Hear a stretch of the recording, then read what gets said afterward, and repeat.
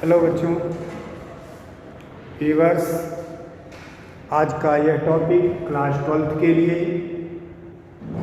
है, जो है मेंडेलियन डिसऑर्डर इन ह्यूमन, यानी मानव में आनुवांशिक रोग जो मेंडल के नियमानुसार आनुवांशिक होते हैं। ये सभी रोग लिंग गुणसूत्रों से हटकर होते हैं, इसलिए इसे अलिंगी गुणसूत्र पर आधारित जीन्स द्वारा होते हैं। यानी आप कह सकते हैं ऑटोसोमल जीनी डिसऑर्डर हैं, जिनको आप देखेंगे। इसमें आपके कोर्स में केवल सिकल सेल एनीमिया है। मानव शरीर में अनेक ऐसे आनुवांशिक रोग होते हैं जिनके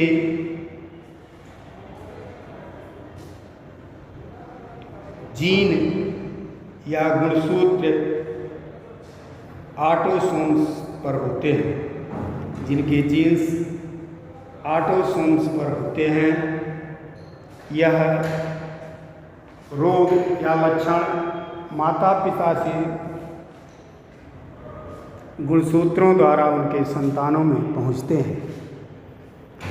जितने भी रोग हमने लिखे हैं, इन सब के जीन्स अप्रभावी होते हैं। इनके होमोजाइगस रिसेसिव अवस्था ही रोग उत्पन्न करती है। याद रखें, इन सब की होमोजाइगस रिसेसिव अवस्था ही रोग उत्पन्न करती है। पहला रोग है फिनाइलकेटोन्यूरिया, इसे PQU कहते हैं। यह एक आनुवांशिक डिसऑर्डर है, रोग है, जिनके जीन्स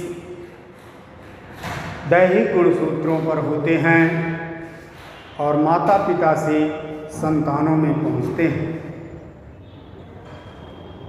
यह रोग जन्मजात होते हैं। सभी आनुवांशिक रोग जन्मजात होते हैं और इनका कोई इलाज नहीं।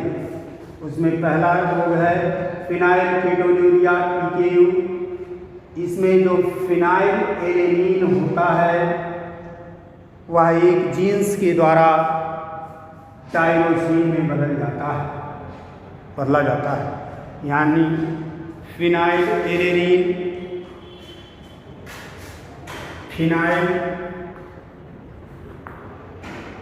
एलेनीन एक जीन के द्वारा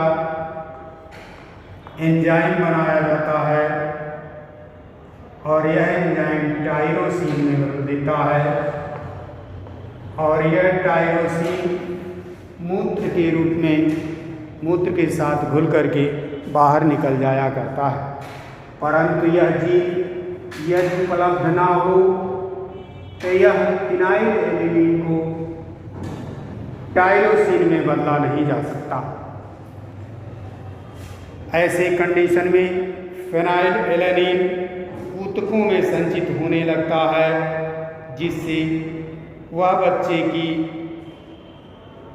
बुद्धि का विकास नहीं होता और फिनाइल एलेनीन की कुछ मात्रा शरीर के विभिन्न ऊतकों में संग्रहित हो जाती है और ऊतकों में इसके प्रभाव से मस्तिष्क का विकास नहीं होता। परिणाम स्वरूप बच्चा मंद बुद्धि का हो जाता है। फिनाइल एलेनीन रोग की पहचान एवं अध्ययन सर्वप्रथम विलाई सेंटरवाल ने किया था। इसने किया था, विलाई सेंटरवाल ने किया था। इस रोग के प्रमुख लक्षण ये हैं कि फिनाइलकेटोन्यूरिया से ग्रसित बच्चा बहुत कम पाया जाता है। लाखों में कोई एक बच्चा ही इस रोग से ग्रसित होता है। दूसरा, इस रोग से ग्रसित बच्चे मंद बुद्धि ही नहीं होते, बल्कि ऐसे बच्चों में एक्जिमा, दांतों में त्रुटिपूर्ण इनेमल आदि भी पाए जाते हैं। इस रोग के प्रभाव को नियंत्रित करने के लिए पोषण में प्रोटीन की मात्रा में वृद्धि की जाती है। इस रोग से पीड़ित व्यक्ति की बुद्धिलब्ध क्षमता 20 या उससे भी कम होती है। अर्थात इस रोग से ग्रसित बच्चे में मंद बुद्धि होती है। कारण क्या है? फिनाइलएलेनिन को टायरोसिन में नहीं बदला जाता। क्यों नहीं बदला जाता? क्योंकि इनको बदलने वाला एंजाइम नहीं बनता। एंजाइम क्यों नहीं बनता? क्योंकि उस एंजाइम को बनाने वाला जीन्स इसमें नहीं पाया जाता। ठीक उसी प्रकार से एल-कैप्टोन्यूरिया है। इस एल-कैप्टोन्यूरिया में भी एक आनुवांशिक विकार है, जिसमें इस रोग का पता सर्वप्रथम गैराल्ड ने लगाया था और उन्होंने देखा कि एक जोड़ी समयुग्मकी अप्रभावी जीन होने पर होमोजाइगस रिसेसिव जीन होने पर यह रोग होता है, जिसमें होमोजेनेटिक अम्ल एकत्रित होने लगता है और यह होमोजेनेटिक अम्ल मूत्र के साथ एल-कैप्टान के रूप में उत्सर्जित होने लगता है। यानी फिनाइलएलेनिन एंजाइम के द्वारा टायरोसिन में और टायरोसिन एक एंजाइम के द्वारा होमोजेनेटिक एसिड कार्बन डाइऑक्साइड और जल में बदल दिया जाता है। और वह होमोजेनेटिक एसिड यदि एंजाइम नहीं है तो उसी रूप में संचित रह जाता है, और यदि एंजाइम है तो यह जो है अन्य रूपों में बदल कर तोड़ दिया जाता है। और यदि एंजाइम नहीं है तो यह होमोजेनेटिक अम्ल एल-कैप्टान बन जाता है और मूत्र के साथ बाहर निकलने लगता है। ऐसा व्यक्ति जहाँ पर पेशाब कर देता है, ऑक्सीजन की से क्रिया करके मूत्र काला पड़ जाता है। यह एक आनुवंशिक रोग है। रंजकहीनता। रंजकहीनता का मतलब है कि त्वचा, बाल आदि सब सफ़ेद रंगहीन होंगे। सफ़ेद नहीं कर सकते, रंगहीन होंगे, क्योंकि इसमें मेलानिन नामक प्रोटीन नहीं बन पाता है। कारण क्या है? टायरोसिन नामक जो प्रोटीन है जीन ए के द्वारा प्रोड्यूस एंजाइम से डाईहाइड्रॉक्सी फिनाइलएलेनिन में बदल जाता है। टायरोसिन नामक प्रोटीन एमिनो अम्ल जीन ए के द्वारा प्रोड्यूस्ड एंजाइम से डाईहाइड्रॉक्सी फिनाइलएलेनिन में बदल जाता है, और यही डाईहाइड्रॉक्सीएलेनिन मेलानिन का निर्माण करता है।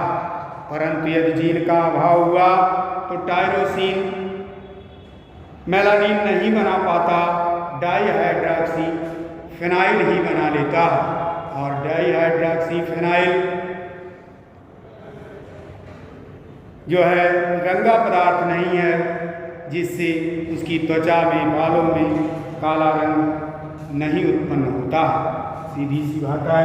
रंजकहीनता में मेलानिन नामक प्रोटीन का निर्माण नहीं होता है, जिसे त्वचा, बाल आदि रंगहीन हो जाते हैं। तीसरा जो इम्पॉर्टेंट है, सिकल सेल एनीमिया। दात्र रुधिराण कोशिका। सिकल सेल एनीमिया में देखें, जो रुधिराणु है WBC है, उसका आकार कुछ इस प्रकार से होता है, जिसमें प्रोटीन की ये श्रृंखला अल्फा श्रृंखला होती है और ये श्रृंखला बीटा श्रृंखला होती है। एंजाइम की कमी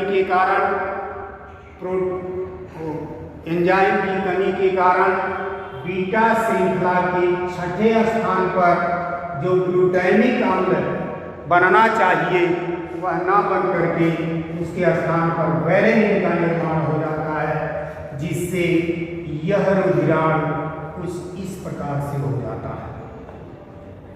यह रुधिराण कुछ इस प्रकार से हो जाता है, हंसियाकार हो जाता है, जिसके कारण इसे हीमोग्लोबिन यहाँ पर नहीं रह पाता है। यहाँ पर हीमोग्लोबिन होता है और यहाँ पर हीमोग्लोबिन रुक नहीं पाता, आउट हो जाता है, जिसके कारण इसके ऑक्सीजन परिवहन की क्षमता कम हो जाती है या नहीं हो जाती है।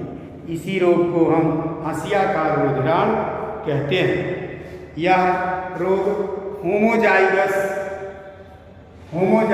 रिसेसिव होता है। अगर हम इसको जीन्स द्वारा प्रदर्शित करें, HbA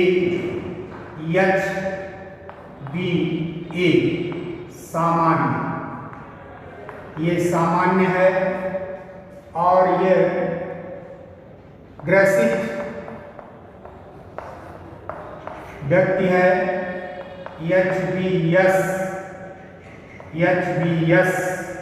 यस मतलब सिंपल सेल, ये जीन्स इसमें है। जब ऐसे लोग विवाहित होते हैं तो उनके बच्चों में HbA और HbS यह सामान्य वाहक होता है, सामान्य दिखने वाला लेकिन वाहक होता है। सामान्य पुरुष है, सामान्य पुरुष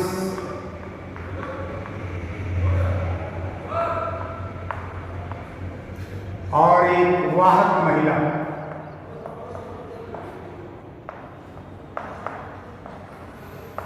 दोनों विवाहित होते हैं तो सामान्य पुरुष में HbA, वाहक महिला में HbS प्रकार के जीन्स होंगे। फिर हम पुन्नेट पर देखें कि संतानों में पुन्नेट का स्क्वायर मेथड बनाएं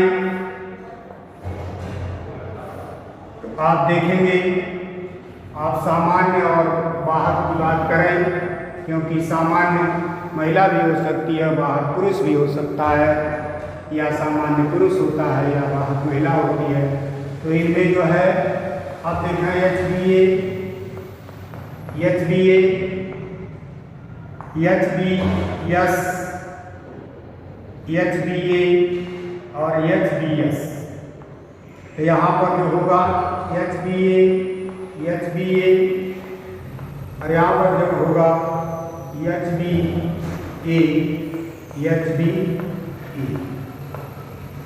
फिर यहाँ पर HbA, HbS, HbS, ये सब सामान्य, ये भी सामान्य और ये वाहक और ये भी वाहक, यानी इनके संतानों में सिकल सेल एनीमिया का रोग नहीं पाया जाएगा, परंतु इसमें कुछ संतानें वाहक का कार्य करेंगी। यदि दोनों वाहक हो जाएं तब जाकर के उनके संतानों में मिलता है। इस तरह से इसका रोग लाखों में किसी एक को होता है, इसको नोट कर लें। फिर हम देखते हैं अगले टर्न पर।